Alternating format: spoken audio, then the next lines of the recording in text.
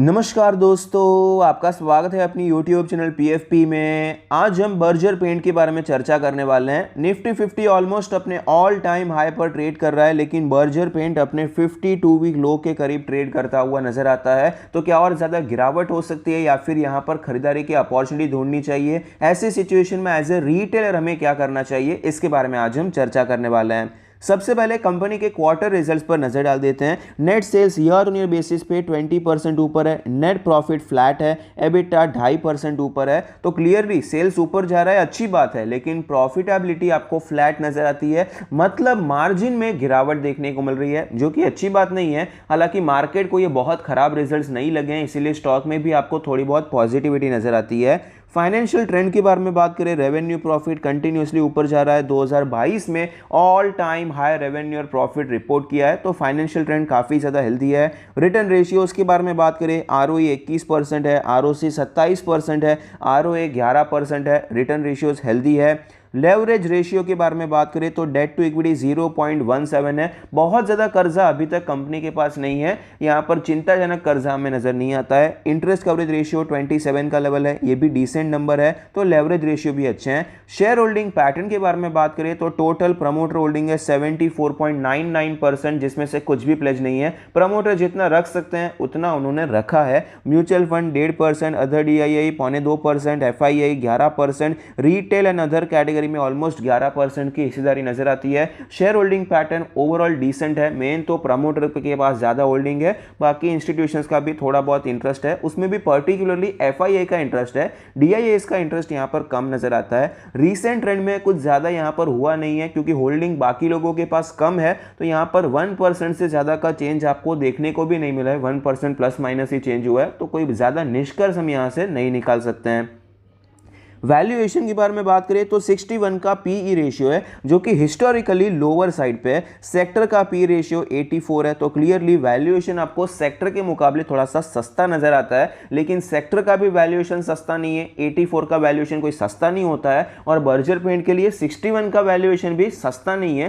Paint sector में यहाँ पर अपॉर्चुनिटी काफ़ी अच्छी नजर आती है, ग्रोथ यहाँ पर लॉन्ग टर्म की काफ़ी अच्छी नजर आती है, सस्टेनेबल ग्रोथ नजर आती है, इसीलिए पूरे सेक्टर को आपको महंगा वैल्यूएशन ही नजर आएगा। प्राइस टू बुक रेशियो 14.77 है, जो कि historically average price to book ratio दिखाई पड़ता है। स्टॉक के चार्ट पर आप देख पाएंगे 800 के लेवल से गिरावट देखने को मिली है। 550 पर एक बेस बनाने के बाद हमें तेजी देखने को मिली, लेकिन स्टॉक वापस नीचे आता हुआ नजर आया। उसी लेवल पे सपोर्ट लेने की कोशिश कर रहा है। फिलहाल स्टॉक अपने सारे मूविंग एवरेज के नीचे ट्रेड कर रहा है। डेली RSI का लेवल 47 है। यहाँ पर थोड़ा बहुत हमें मोमेंटम बनता हुआ नजर आता है। बहुत स्ट्रांग मोमेंटम तो नहीं कहेंगे, लेकिन थोड़ी सी स्ट्रेंथ हमें बनती हुई नजर आती है। डेली चार्ट पे इंपॉर्टेंट लेवल्स के बारे में बात करें, सपोर्ट अगर हम देखने जाते हैं तो अराउंड 550 570 के आसपास सपोर्ट नजर आता है, और हमारा रेजिस्टेंस हो जाता है 620 का लेवल। वीकली चार्ट पे चलते हैं। वीकली चार्ट पे हमारा जो सपोर्ट है 570 के करीबी है। 550 से 570 का जोन हमारे लिए सपोर्ट की तरह काम करता है। और रेजिस्टेंस के बारे में बात करें तो रेजिस्टेंस भी अप्रॉक्सीमेटली 620 का ही लेवल है, क्योंकि यहां पर आप देख पाएंगे गिरावट हुई, आपको ऊपर जाने की कोशिश होती हुई नजर आई। ब्रेकआउट का लेवल था, तो यहां पर सपोर्ट लेने की कोशिश की, लेकिन फेल हो गया। फिर यहां से फिर से रेजिस्टेंस लिया है, तो 620 का लेवल वीकली चार्ट पे भी वैलिड है। मंथली चार्ट पे चलते हैं। मंथली चार्ट पे सपोर्ट तो सेम है 570 550 का जोन, लेकिन रेजिस्टेंस ऊपर शिफ्ट हो जाएगा। रेजिस्टेंस आपको 700 का लेवल नजर आता है। फिलहाल आप देख पाएंगे 550 570 ये कितना इंपॉर्टेंट लेवल है। 2020 का ये ऑल टाइम हाई था, और यहाँ पर अच्छा खासा ट्रेड करने के बाद आपको ये रैली देखने को मिली थी। तो फिलहाल ऐसे सिचुएशन में एज ए रिटेलर हमें करना क्या चाहिए?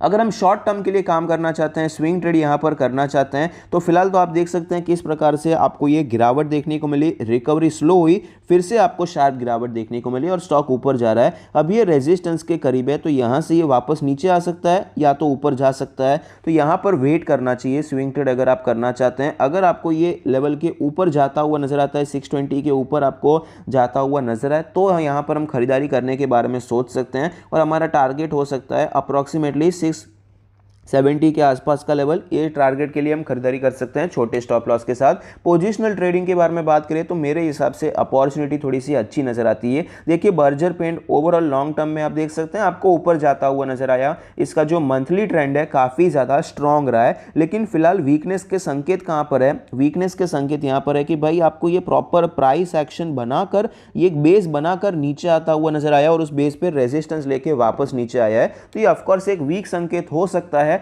और ऑफ कोर्स वीक संकेत है भी, लेकिन यहां पर हम अटेम्प्ट कर सकते हैं क्योंकि छोटा स्टॉप लॉस मिल रहा है, अच्छे लेवल पे मिल रहा है, तो हम अटेम्प्ट कर सकते हैं। स्टॉक में आप देख पाएंगे जब भी कोई बड़ी गिरावट होती है, वन साइडेड स्टॉक ऊपर नहीं जाता है, या तो स्टॉक में आपको एक डबल बॉटम बनता हुआ नजर आता है, या फिर डबल बॉटम की जगह पे आपको यहां पर थोड़े नीचे से ही सपोर्ट लेकर प्राइस एक्शन बनाकर ये ऊपर जाता हुआ नजर आता है। तो बर्जर पेंट में फिलहाल यहां पर पॉसिबिलिटी है कि ये डबल बॉटम बना सकता है, क्योंकि गिरावट हुई, आपको एक रिकवरी देखने को मिली, फिर से गिरावट हुई, अभी ये उसी लेवल पे ट्रेड कर रहा है। यहां से अगर ऊपर जाता है तो हम यह मान सकते हैं कि भाई डबल बॉटम बन गया है। तो ये लो रिस्क एरिया है, मतलब यहां पर हमारा रिस्क बहुत कम है, स्टॉप लॉस बहुत छोटा है और टारगेट हमारा बड़ा हो जाता है।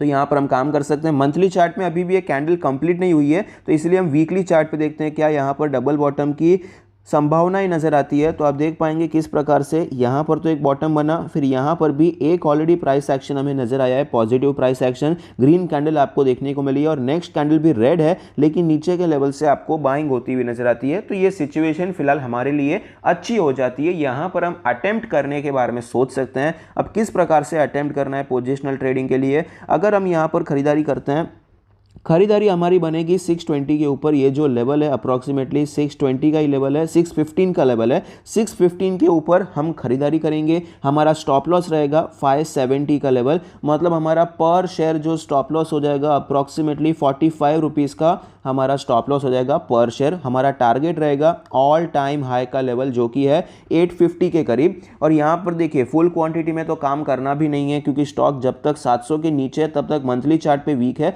तो फुल क्वांटिटी में हम काम नहीं करेंगे। 30% से करके 50% की क्वांटिटी में हम काम करने के बारे में सोच सकते हैं।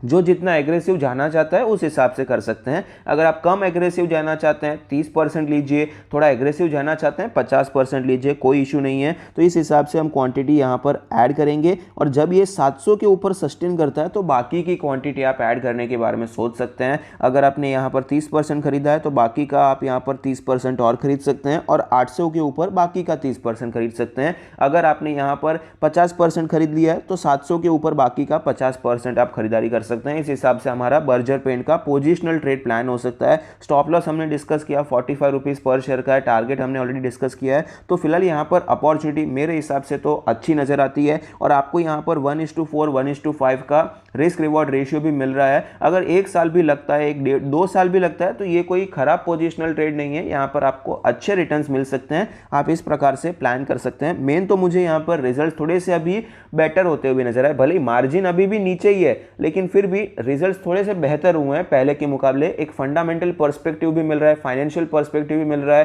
कंपनी कोई खराब कंपनी नहीं है, लॉन्ग टर्म से कंपनी अच्छा परफॉर्म कर रही है, ट्रैक रिकॉर्ड काफ़ी अच्छा रहा है, अच्छे लेवल पे मिल रहा है। मंथली चार्ट पे आपको यहाँ पर डबल बॉटम की संभावनाएं नजर आती है। ये सारी चीज़ें देखकर हम यहाँ पर खरीदारी अटेम्प्ट कर सकते हैं। लॉन्ग टर्म के बारे में बात करें तो बर्जर पेंट पे आप चाहें तो खरीदारी कर सकते हैं, कोई इशू नहीं है। अभी एशियन पेंट भी नीचे है, वहाँ पर भी चाहे तो खरीदारी कर सकते हैं। दोनों में से किसी एक शेयर में आप वहाँ पर क्वान्टिटी बिल्डअप करेंगे तो वो मेरे हिसाब से ज़्यादा अच्छा रहेगा। एज ए रिटेलर हमारा पोर्टफोलियो कोई बहुत ज़्यादा बड़ा पोर्टफोलियो होता नहीं है कि हर एक सेक्टर में 2-4 स्टॉक लेने की जरूरत रहती है। अगर हमारा पोर्टफोलियो 2-4 लाख 5 लाख का है तो वहां पर एक सेक्टर से कोई एक अच्छी कंपनी सिलेक्ट करेंगे और वहां पर क्वांटिटी बिल्डअप करेंगे तो वो ज़्यादा अच्छा रहेगा। इस हिसाब से अब लॉन्ग टर्म के लिए भी दोनों में से किसी एक स्टॉक में निवेश करने के बारे में सोच सकते हैं। आई होप आपको वीडियो पसंद आता है, कुछ सीखने को मिलता है। Thank you, stay happy, happy investing.